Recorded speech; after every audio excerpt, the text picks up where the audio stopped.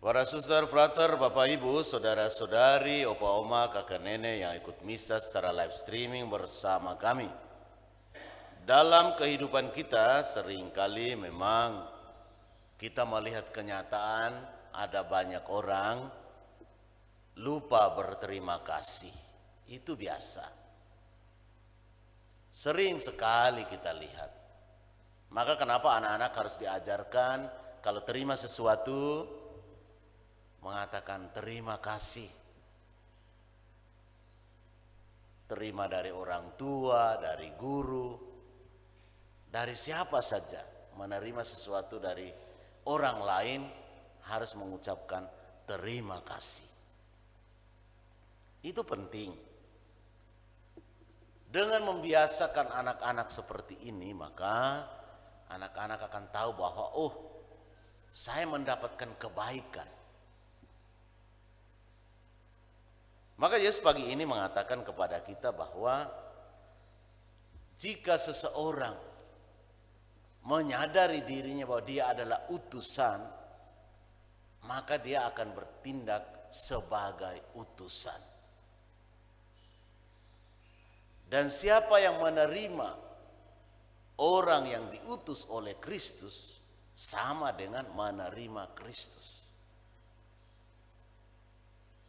Hidup iman itu bukan sesuatu yang terpisah dari kehidupan konkret.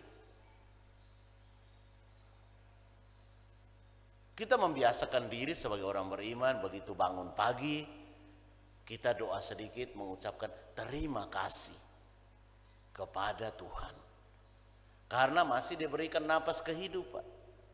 Kemarin dalam obrolan dengan seorang donatur, kami menceritakan tentang bagaimana sulitnya orang harus bayar mahal sekali ketika COVID untuk dapatkan oksigen. Dan saat ini kita diberikan oksigen gratis tanpa harus bayar. Masih bisa hidup sampai hari ini. Tetapi tahukah, ingatkah kita untuk bersyukur setiap saat? Atau minimal pagi hari ketika kita bangun, saya masih hidup ini. Bersyukur dulu sedikit kepada Tuhan. Tuhan terima kasih hari ini saya masih ada napas kehidupan. Tapi hal-hal sederhana seperti ini kadang-kadang terlewatkan. Karena kita merasa bahwa itu memang biasa saja. Kita tidak lagi merasa bahwa itu sesuatu yang Tuhan karuniakan secara gratis kepada kita. Kita tidak lagi merasa bahwa kita harus berterima kasih kepada Tuhan yang telah menganugerahkan itu semua secara cuma-cuma kepada kita. Maka Bapak Ibu Saudara-saudari, seringkali kita terjebak dalam kesombongan. Dalam bacaan yang pertama kita mendengarkan bagaimana mereka, orang-orang Yahudi, lupa akan garis keturunan. Mereka yang menolak Yesus lupa bahwa Yesus adalah datang dalam garis keturunan Daud yang baru. Setelah Saul disingkirkan, Allah memilih Daud bin Esai, bintu anak dari. Maka kalau teman-teman muslim selalu pakai Siti bin siapa? Bintu anak dari. Dulu teman kami, Frater Laurentius bin Lama Paha. Artinya Lawrence itu anaknya Pak Lama Paha. Itu ada frater yang pakai nama seperti nama orang Israel. Atau kalau kita pikir itu nama teman-teman muslim. Padahal tidak. Orang Israel biasa pakai nama itu. Untuk menunjukkan bahwa ini garis keturunan. Karena orang Israel itu tertib sekali soal garis keturunan. Tidak boleh hilang. Garis keturunan harus dijaga. Maka orang Yahudi itu tidak mungkin menikah dengan orang yang beragama bukan Yahudi. Ini berkaitan garis keturunan, harus dijaga. Maka Bapak Ibu Saudara-saudariku yang terkasih dalam Kristus, kita bersyukur bahwa kita menerima Kristus sebagai putra Allah yang datang untuk menebus dosa-dosa kita. Maka setiap pagi kita bersyukur bahwa Tuhan masih menyayangi kita. Tuhan masih mencintai kita. memberi kita kesempatan untuk melakukan sesuatu untuk mewujudkan kerajaannya di dunia ini. Maka mereka yang membantu Romo untuk mencari donatur memang kadang-kadang harus terus-menerus mengulang, menyampaikan bahwa kita dikaruniakan rezeki yang sedikit lebih oleh Tuhan. Maka saling membantu dan membangun gereja ini adalah tugas tanggung jawab kita bersama. Di tempat ini memang tentu agak sedikit sulit, tetapi bukan tidak mungkin.